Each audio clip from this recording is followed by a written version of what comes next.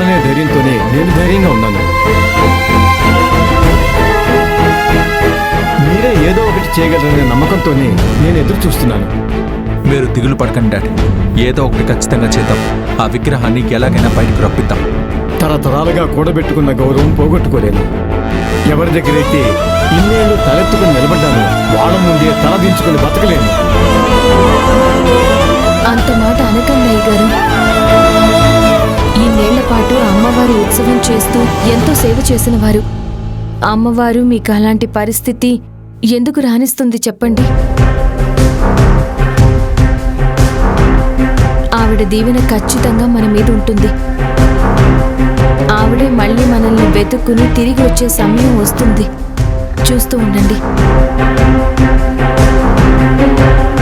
చిన్నయ్య గారు, ఏంటి కుక్టేష్? మీరు చెప్పినట్టే పోలీస్ కంప్లైంట్ ఇచ్చారు చిన్నయ్య గారు.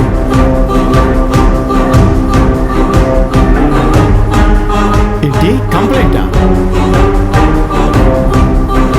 తారక్, పోలీసులకి కంప్లైంట్ ఇస్తే విగ్రహం పోయిందన్న విషయం బయటకు వస్తుంది. అది బయటకు వస్తే నేను ఎంతో మందికి సమాధానం చెప్పుకోవాలి. ఎంతో మంది ముందు తల దించుకొని నిలబడాలి. ఆ విషయం గురించి ఆలోచించావా?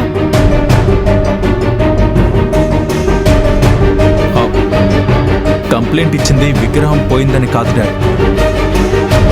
మరి దేని గురించి కంప్లైంట్ ఇచ్చారు? పెద్ద పెద్ద వంట పాత్రలు పోయాయని కంప్లైంట్ ఇచ్చాం పెద్దయ్య గారు.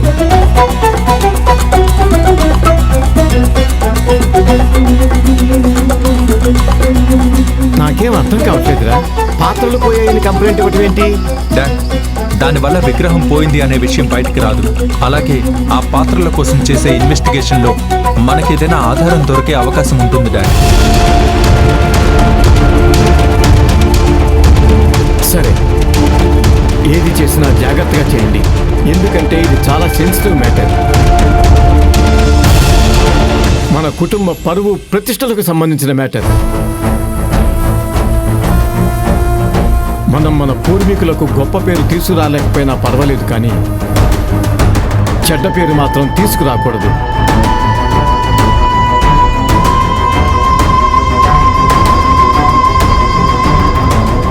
కొంచెం జాగ్రత్తగా డీల్ చేయండి. మాకు వదిలేయండి డాడ్, మేము చూసుకుంటాం.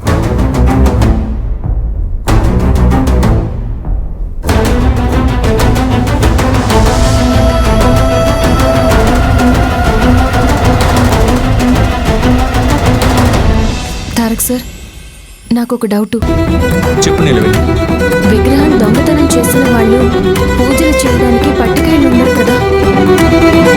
పూజల మీద నమ్మకం, అమ్మవారి విగ్రహం మీద గౌరవం ఉన్నవాడు ఎవడు ఆ విగ్రహాన్ని దొంగతనమే చేయడు.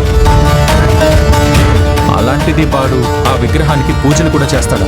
కదా, అంటే వాళ్ళు ఖచ్చితంగా అమ్మవారి విగ్రహాన్ని అమ్మి సొమ్ము చేసుకోవడానికి దొంగతనం చేసుంటారు కదా?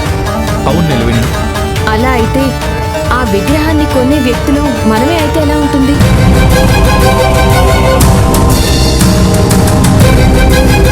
నువ్వు ఏమంటున్నావో నాకు అర్థం కావట్లేదు నిలవేణి.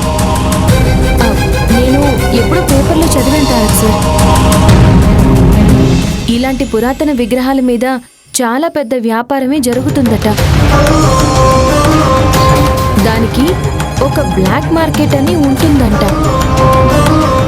ఎవరో ఒక వ్యక్తి ఇలాంటి పురాతన విగ్రహాన్ని కొని పెద్ద మొత్తంలో డబ్బులు ఇస్తారట.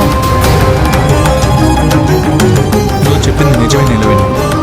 సోనా సింగ్ అని ఒకడున్నాడు. వాడు ఎక్కడుంటాడో ఎవరికి తెలియదు, కానీ ఇలాంటి విగ్రహాల మీద వ్యాపారం చేస్తుంటాడని నేను కూడా విన్నాను. మనం ఆ కోణంలో ఆలోచిస్తే మనకి ఏదైనా ఆధారం దొరుకుతుందేమో కదా? చాలా మంచి ఐడియా ఇచ్చావు నిలవేణి. ఆ విగ్రహాలు కొనే సోనా సింగ్ సిటీలోనే ఉన్నాడని మనం న్యూస్ పేపర్స్ ద్వారా స్ప్రెడ్ చేస్తే మన విగ్రహాన్ని కొట్టేసిన వాళ్ళు సోనా సింగ్కి అమ్మాలనే ప్రయత్నాలు మొదలు పెడతారు. దానివల్ల మనకి ఏదైనా లీడ్ దొరికే అవకాశం ఉంటుంది. అలా అయితే ఇంకా ఆలస్యం ఎందుకు తారక్ సార్? వెంటనే గాలం వేసేద్దాం. ఆ విగ్రహం ఎక్కడున్నా దాన్ని బయటికి లాగుదాం.